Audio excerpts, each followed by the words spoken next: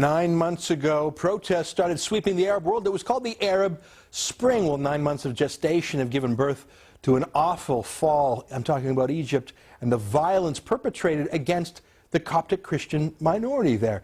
Terrifying riots in which the government was complicit. Joining me today is a man born in Egypt who knows all too well about the violence in that country, a man who was in fact a political prisoner there, Majed El Shafie. Thank you for being back on the show. Thank you for having me. These are heavy days in Egypt. I see just what I see on the television. I want you to tell me and our viewers what you hear from your friends and your networks, what you see in the Arab language media. What's going on in Egypt these days? It's the worst time for the minority. It's the worst time for especially the Christians. In October 9, before this peaceful demonstration that the army attacked the people, before that there was many churches was attacked in Aswan, in another areas in south of Egypt. Many of the Christian girls was kidnapped, was raped. Many of the priests was shot, killed, or the nuns. Who was doing this? Who was shooting the priests and nuns? Will be Muslim extremists, but the government will cover their eye. They will not arrest anybody. There is no arrest. There is no court. There is nothing. But this is the first time in October 9, 100,000 Christian Egyptians, they went outside in front of the state television, Maspiro. The area is called Maspiro, to have a peaceful demonstration to request the violent end of violence against the Christians, their complete rights. Peaceful demonstration, no weapon, no gun. Christians doesn't carry guns. Christians doesn't carry weapon in the Middle East. And instead of the army listening to them and the request, this is the first time in the Egyptian history that you found a direct attack from the government on the Christians. Now, before that, the government will use the Muslim extremists or the groups or mobs or whatever, and they say, oh, it's a terrorist attack, it's not us. Now, this is for the first time the Egyptian army opened a live fire, killed over 26 people, and tanks walked over them. Tanks walked over them. It's like they are nothing. They're like not human. It's like a Tiananmen Square in Cairo, which is in Cairo or Aswan? In Cairo.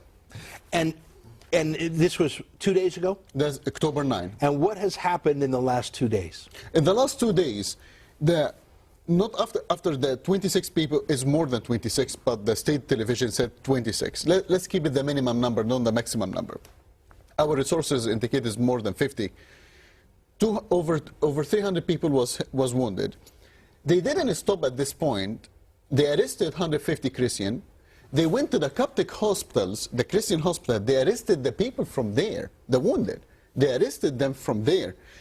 In the funeral, where is the 26, the funeral of the victims, they start to attack the people in the funeral. The Christian cars in Egypt will be attacked by the Muslim extremists. How do they know it's Christian? Do Christians? We'll have a cross on the car or something like this. I just want to make it clear. This is the worst time, and it's not only in Egypt, Ezra. It's not in Iraq. I just came back from Iraq 10 days ago, and I went to see victims in Iraq, in Iran, in Pakistan. Like today, it's like there is a plan to clear all the Christians or to kill all the Christians. It's ethnic cleansing. I read just today that the very last church in Afghanistan was shut down. There's now not a single church in Afghanistan. I also hear that 100,000 Coptic Christians from Egypt have fled the country. Yes, that's correct. You have brought with you, we've seen some imagery on TV, but you've brought some photos. I want you to show them. Now, I just want to warn folks, these are graphic photos. I have looked at them, and if you have a queasy stomach or if you're young, walk away for the next 5 minutes. Majed, tell me where did these photos come from? How did you get them? Who are they? And hold them up to that camera so people can see. This is some of the victims that was killed in the demonstration. This is on the floor in the streets or in the hospitals. So these are photos taken of people murdered by the Egyptian government. So that's the first one. Army. What's the next one? This one was killed in the street. He was shot in the head, directly in the head, by the Egyptian army, by the Egyptian authority. And how did you get these? Were these emailed to you? Were these It was emailed to me, but we have different sources. We have different organizations that cooperate with us, and this is as part of the event. That's in a hospital, is it? Yeah, this is in the hospitals. Can see this gentleman shot in the face. All of this, and by the way, the Western media doesn't want to show it because it's very graphic. But this is the truth that the people, it's a genocide. It's a beginning of a genocide. You showed me a photo, I just want to say for the folks at home, you showed me a photo that is so disturbing that even though I'm not queasing myself, we just can't show it. It is so horrendous. Folks, take my words for it. What is going over there is the most horrendous atrocities.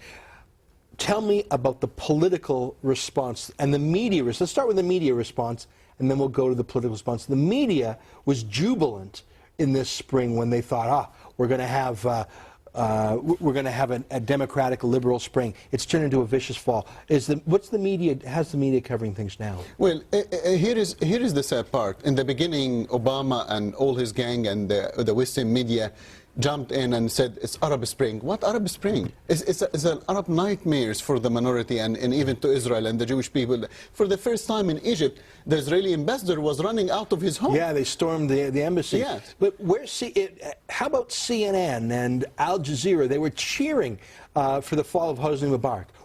How are those two networks handling things today, CNN and Al Jazeera? Al Jazeera trying to cover up to the best of it was Muslims and Christians together, and it's not only They're trying to make a moral equivalence between the victim and the perpetrator. This is Al Jazeera how they are playing it. CNN like, it's attack on the Christians and we have to do something, but to do what? Now the State Department and the Canadian Foreign Affairs made a statement that we are concerned. This is the language that they used. We are concerned. Listen, I love John Baird. It's way better than the Lawrence Cannon. Way better. I agree with you.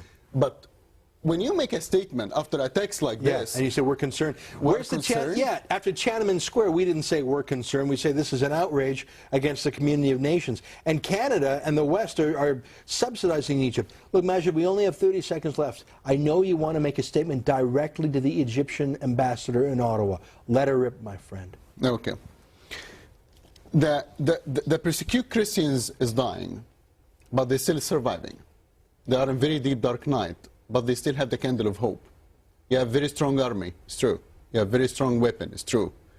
But we have the Lord, and this is true, and we have the hope, and we have the right to live. You can always kill the dreamer, but no one can kill the dream. Remember that. Thank you. Majed, I appreciate those words. I hate to say it, they will fall on the deaf ears of those tyrants over there. I wish you and all Coptic Christians in Egypt to be safe, and to be safe here in Canada, because we know that the long arm of the Muslim Brotherhood has issued threats in our own country. Wasn't it just recently, the Coptic Christmas, that there were threats from Islamic extremists against Coptic Christians here in Canada? That's true. These are dark days, and I hope our Canadian government will be a light of freedom and to protect those minorities. Thank you for being here. It's on a sad occasion, my friend, but with you on the side of right, I think there's a little bit of hope